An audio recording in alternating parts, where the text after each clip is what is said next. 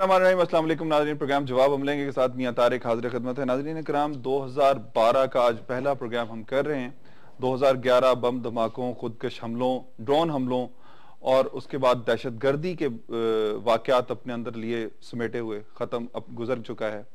2012 का जो सूरज तुलू हुआ है, इससे पाकिस्तान की सियासत पर, पाकिस्तान की तरक्की पर, पाकिस्तान के मुस्तक़बिल पर क्या असरात मुरतब होंगे, हम आज इसी पर बात करेंगे। 2011 जो है वो गुड बाय हो चुका है, हम उसे बाय कर चुके हैं, अब वेलकम कर रहे हैं 2012 को। क्या हम 2012 में पाकिस्तान की सियासत का सिनेरियो चेंज होगा? क्या पाकिस्तान के सियासी इत्तेहादों में कोई तब्दीली आएगी, या इमरान खान जो तब्दीली का नारा लेकर उन्हीं पुराने सियासतदानों को साथ लेकर दोबारा पाकिस्तान की सियासत पर नमदार हो चुके हैं, क्या वो कोई तब्दीली ला सकेंगे, या वो सारे के सारे वो सियासतदान जो एक क्लीन चिट लेने के लिए अब तहरीक इंसाफ में शामिल हुए हैं, क्या वो पाकिस्तान का मुस्तकबिल बेहतर कर सकेंगे, या वो फिर वही करप्शन जो पीपल्स पार्टी के मौजूदा दौर में अपने अरूज पर पहुंच चुकी है, क्या इस मुल्क की तबाही, इस मुल्क की बर्बादी का सबब बनेगी? ये वो चीजें हैं जिस पर हम बात करेंगे। नाज़रीन, एक चीज मैं बताता चलूं कि 2011 में जो सबसे अहम कुछ वाकयात पर हम रोशनी डालते चलते हैं कि 2011 में रेमंड डेविस का एक इशू है जिसमें पाकिस्तान अमेरिका ताल्लुकात जो है वो इस नहज पर पहुंच चुके हैं कि अब जो है पाकिस्तान की खारजा पॉलिसी में तब्दीली आ रही है। एबटाबाद 2 मई का वाकया हुआ जिसमें उसामा बिन लादेन की हलाकत, मुबैना हलाकत जो हुई, जिसके बारे में अभी तक कोई कॉन्स्पिरेसीज हैं, जिसके बारे में अभी तक जो है कोई क्लियर पोजीशन नहीं है। उसके अलावा बेमो स्कैंडल है जिसने पाकिस्तान की सियासत को, पीपल्स पार्टी को इस नहज तक ले आया है कि पीपल्स पार्टी अब अदलिया के दरमियान इस हद तक तसादुम की कैफियत है जिसका आगे मुस्तकबिल क्या होगा। कभी तो पीपल्स पार्टी अदलिया के एहतराम की बातें करती है, लेकिन वही पीपल्स पार्टी के वज़रा जो हैं वो अदलिया पर बेजा तनकीद कर रहे होते हैं, जो फैसले उनकी मर्जी के नहीं होते उन पर वो तनकीद करते हैं। इसके अलावा 2011 में नवाज लीग ने जो सबसे अहम काम किया वो कि उन्होंने जो फ्रेंडली अपोजिशन का किरदार था वो छोड़कर अपनी सियासत को जिंदा करने के लिए मियां साहब ने फिर दोबारा जो है पीपल्स पार्टी के पर तनो तेज हमले किए, जिसका नतीजा अब ये है कि आज भी मियां साहब मिसाक जमहूरियत के लिए दोबारा उसे शुरू करने के लिए पीपल्स पार्टी को दावत दे रहे हैं। क्या ये मियां साहब की दोगली पॉलिसी है, जिसको ये कहा जाता है, एक तरफ वो पाकिस्तान बचाने की बातें करते हैं, दूसरी तरफ वो मिसाक जमहूरियत के चक्कर में है, कि क्या वो दोबारा एक साथ मिलकर इन्हीं सियासतदानों के साथ, इसी पीपल्स पार्टी के साथ जिसके बारे में वो ये कहते हैं कि पीपल्स पार्टी ने पाकिस्तान को तबाही के धाने पर ले आए, उसके साथ मिलकर करेंगे? नहीं, 2011 में एक और चीज जो सबसे अहम रही वो है पाकिस्तान में तवानाई का बहरान शदीद हो गया। गैस की लोड शेडिंग भी इस वक्त अपने अरूज पर है। कराची से लेकर खैबर तक पूरा पाकिस्तान सरापा एहतजाज है। लोगों के घरों के चूल्हे ठंडे हो चुके हैं, सड़कों पर ट्रांसपोर्ट गायब हो चुकी है और इस वक्त पूरा पाकिस्तान सरापा एहतजाज है। आज भी इस्लामाबाद, फैसलाबाद, लाहौर, गुजरात समेत पूरे पंजाब में और सिंध में भी जो है मुतअद्दिद इलाकों में जो है हड़ताल जारी है। ट्रांसपोर्ट की हड़ताल थी जिसकी वजह से आम शहरियों को, आम मुसाफिरों को बहुत परेशानियों का सामना है। नाज़रीन, ये सारी चीजें हम हैं जिसके बारे में हम ये कि 2011 में थी, लेकिन उसका नतीजा अब ये है कि 2012 में भी अब जब शुरू हो चुका तो ये चीजें मौजूद हैं। क्या पीपल्स पार्टी की हुकूमत जो आज तवानाई के बहरान के लिए वज़ीर आज़म की सदारत में एक इजलास भी हुआ कि इस बहरान पर काबू पा लेगी, या पीपल्स पार्टी की हुकूमत कुछ करना ही नहीं चाहती, वो सिर्फ अवाम को तकलीफें, मसाइब और मुश्किलात का शिकार करके अपना वोट बैंक बढ़ाना चाहती है, या अपनी हुकूमत के लिए, हुकूमत को इस वक्त रुखसती चाहती है कि किसी भी तरह उनकी हुकूमत रुखसत हो जाए और वो एक दफा फिर मजलूम बनकर उभरे और पाकिस्तान के अवाम जो कि मजलूमों का साथ देने में बड़े दिल रखते हैं, इनका दिल गुर्दा, इनकी बड़ी मोहब्बतें होती हैं मजलूमों का साथ देने के लिए, तो क्या फिर पीपल्स पार्टी मजलूम बनकर उभरेगी? इस पर गुफ्तगू करेंगे।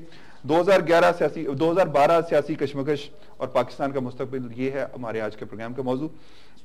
नाज़रीन, मेरे साथ मौजूद हैं सबसे पहले आज के प्रोग्राम में शरीक गुफ्तगू है हमारे कादर खान मंदोखेल एडवोकेट्स हैं, पाकिस्तान मुस्लिम लीग नवाज के सीनियर रहनुमा हैं, और आज के प्रोग्राम के हवाले से इनसे जरा बात करेंगे कि मियां साहब का जो दौरा आज कराची का था उस हवाले से। इसके साथ तशरीफ रखते हैं सैयद फरहान अहमद साहब, सेक्रेटरी फाइनेंस हैं APML सिंध के, और इनके साथ तशरीफ रखते हैं जहांगीर सैयद साहब, सीनियर सहाफ़ी, तजियाकार और कॉलम निगार हैं, इनसे भी गुफ्तगू करेंगे। सबसे पहले कादर खान मंदोखेल साहब, आज पाकिस्तान की एक बड़ी जमहूरी पार्टी जो कि नवाज लीग अपने आप को जमहूरियत पसंद कहलाती है, आज जमहूरी पार्टी ने सिंध में अपनी जो है नामजदगियां میں اسے کہوں گا کہ نامزدگیاں جو الیکشن ہونے جا رہے تھے آپ کے، الیکشن تو نہیں، سلیکشن ضرور ہو گئی ہے، ایک دفعہ پھر سید غوث علی شاہ کو سندھ کا صدر نامزد کر دیا گیا. آپ کیا سمجھتے ہیں کہ سیاسی جماعتوں میں جو اپنے آپ کو جمہوریت کا علم بردار گردانتی ہیں، کیا بغیر الیکشن کے سلیکشن ہونی؟ اور میاں صاحب جو کراچی آئے صرف سلیکشن کر کے چلے گئے ہیں، سنا ہے کہ آپ کی پارٹی میں بھی کوئی 2 دھڑے بن گئے ہیں، آج جو دوسرا دھڑا ہے وہ شاید تحریک انصاف کی طرف رجوع کرنے جا رہا ہے، کیا اس طرح کی کوئی پوزیشن سامنے آتی ہے؟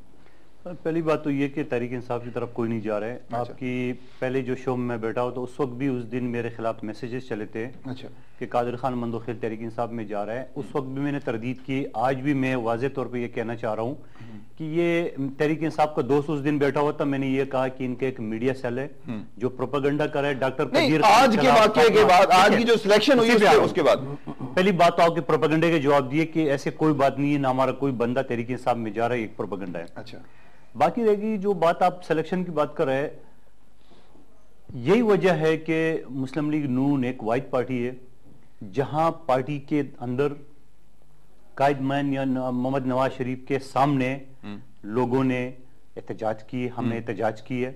اور آپ مجھے اس کا مثال ایم کیو میں بتاتے ہیں. وہ تو پیپلز پارٹی والوں نے بھی لاڑکانہ میں کیے ہیں احتجاج اس دن. نہیں لاڑکانہ میں بی بی کی برسی پہ، وہ برسی میں وہ ہزاروں کی تعداد میں لوگ آئیں گے وہ کر گئے. لیکن پارٹی کے اندر سینئر عہدیداروں نے سندھ کونسل کے سامنے، یہ بھی ایک جمہوریت کا غصن ہے جو کہ آپ کو کسی اور پارٹی میں نظر نہیں آئے گی. تو آپ اس چیز کو کیوں نہیں مانتے کہ یہ روایت نہ ایم کیو میں ہے، نہ این پی میں ہے، نہ کسی پیپلز پارٹی، نہ کسی اور پارٹی میں ہے.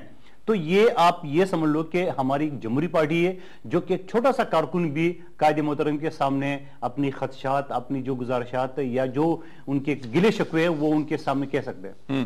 اچھا، میں ایک چیز پوچھنا چاہوں گا آپ سے، ایک چیز اور سوال پوچھنا چاہتا ہوں کہ مشرف صاحب 2012 میں کراچی میں ایک جلسہ کر رہے ہیں، 8 جنوری کو کراچی میں. آپ نے بھی بڑے جلسے کیے، اس سے پہلے آپ کا ایک جلسے کا نام سنا تھا کہ آپ جلسہ کرنے جا رہے ہیں. پاکستان میں جلسوں کی سیاست پروان چڑھ رہی ہے، جلسے کرنے جا رہے ہیں. ایک طرف غربت ہے، مہنگائی ہے، بے روزگاری ہے، دوسری طرف یہی سیاسی پارٹیاں کروڑوں روپے خرچ کر کے جو ہے جلسے کر رہی ہیں. آپ اس سے اتفاق کریں گے کہ کیا ان جلسوں سے پاکستان کے عوام کے لیے کچھ بہتری ہو سکتی ہے، یا عوام کو موبلائز کرنے کے لیے، ان کی مسائل و مشکلات حل کرنے کے لیے کچھ اور کرنا پڑے گا؟ دیکھو، پاکستان میں اگر کوئی جمہوری پارٹی کوئی جلسہ کریں یا کوئی میٹنگ کریں تو اس میں کوئی نہیں ہے. لیکن افسوس تو یہ ہے کہ جنرل مشرف جو کہ اس ملک پہ غاصب رہا اور انہوں نے اس ملک کا کیا اشر کر دیے وہ آپ کے سامنے ہے. چاہے ڈاکٹر عافیہ صدیقی لے لو، چاہے ڈرون نام لے لو، چاہے بلوچستان کی حالت لے لو، چاہے خیبر پختونخوا کے لے لو. تو اس سب کچھ کے باوجود اگر وہ پھر آ کے اور بڑے دھڑلے سے کہہ رہے ہیں کہ میرے ساتھ 100 سے زیادہ فوجی افسران، تو بھائی میں یہ کہوں گا کہ ان کی پارٹی ہوگی فوجی بگوڑوں کی، کوئی جمہوری آدمی اس میں نہیں جائے گا. صحیح.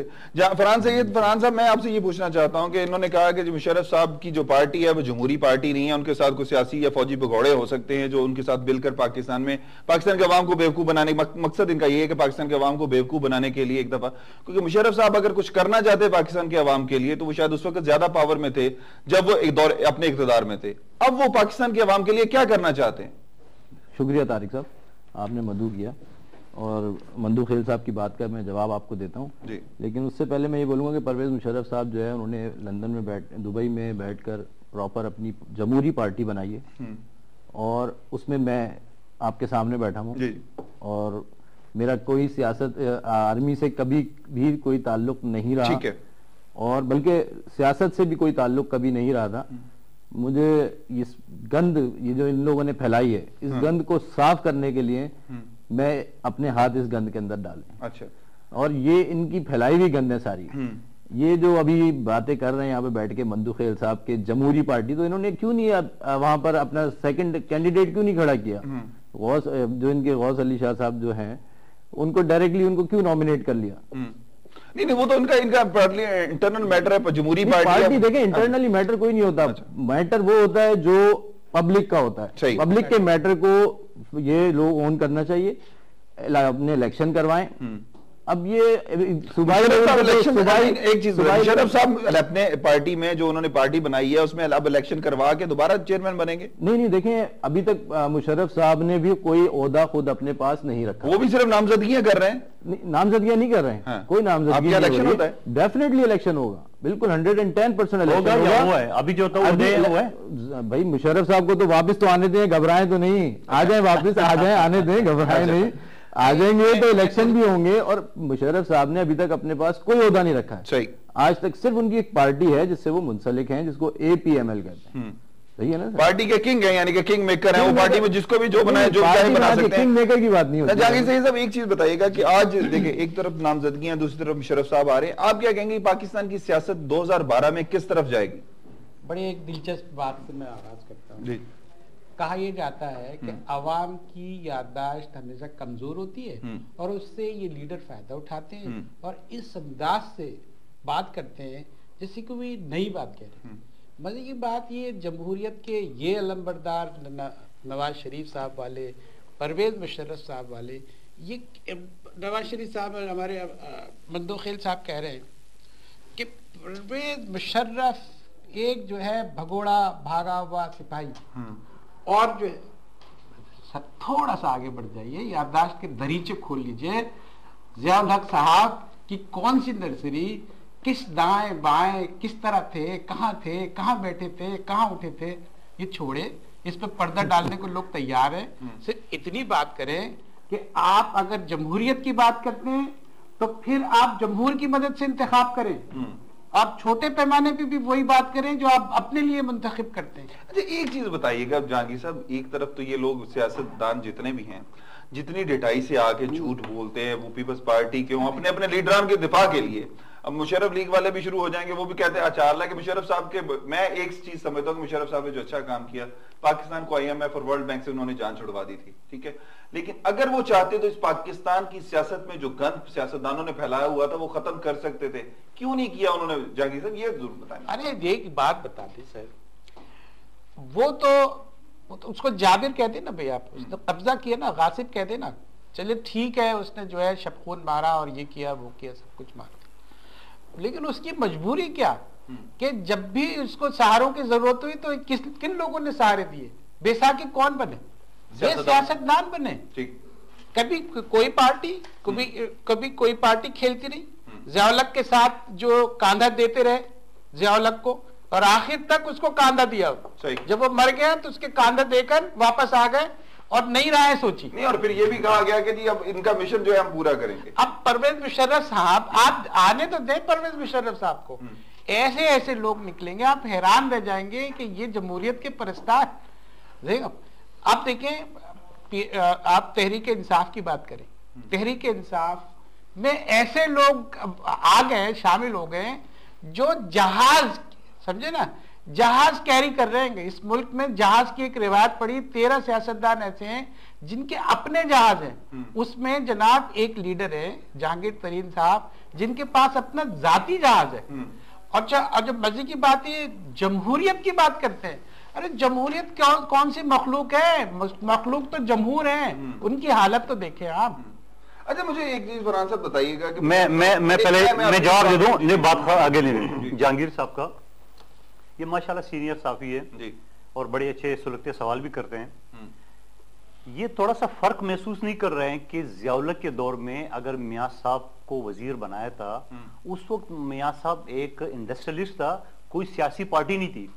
ہماری پارٹی 92 میں بنی ہے, مسلم لیگ نون 92 میں بنی ہے. اس وقت ایک سیاستدان بھی نہیں تھے, سن لیں میری بات, سیاستدان بھی نہیں تھے, میری بات سن, آپ اس کو مکس نہ کریں. دیکھو 92 میں پارٹی بنی, 92 سے پہلے ضیاء الحق کی کابینے میں جس طرح مشرف کی کابینے میں نئے لوگ آئے, لیکن نئے لوگ اگر سنگل آدمی کابینہ کی مشرف میں آتے ہیں تو اس کو آپ گلہ نہیں دے سکتے ہو, لیکن ایک پارٹی کو دے سکتے ہو, جیسا تحریک انصاف جنہوں نے ریفرینڈم پہ سپورٹ کیا, جس طرح دوسرے سیاستدان جنہوں نے وہاں پہ الیکشن, لیکن وہ اس وقت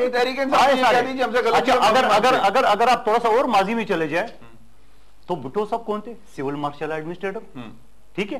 اس سے پہلے آپ MKM کی تاریخ لے لیں, وہ بھی مشرف کے بات یہ اچھا آپ ایک پارٹی اگر ایک پارٹی کسی ڈکٹیٹر کو سپورٹ کرے جیسے مسلم لیگ کاف نے کی کہ 10 مرتبہ ہم وردی میں اس کو سلیکٹ کریں گے, یہ بات کو ایک سنگل آدمی جو پہلی مرتبہ وزیر بنتا ہے آپ اس کو اس گناہ میں نہیں پکڑ سکتے. میرے پاس ایک پروگرام میں رحمت خان وردک صاحب آئے تھے تحریک استقلال کے صدر, تو انہوں نے ایک بات کہی تھی, میں اسی طرف سے آتا ہوں. انہوں نے کہا تھا کہ پاکستان کی سیاست کے اس حمام میں سارے سیاستدان ننگے ہیں. آپ اس سے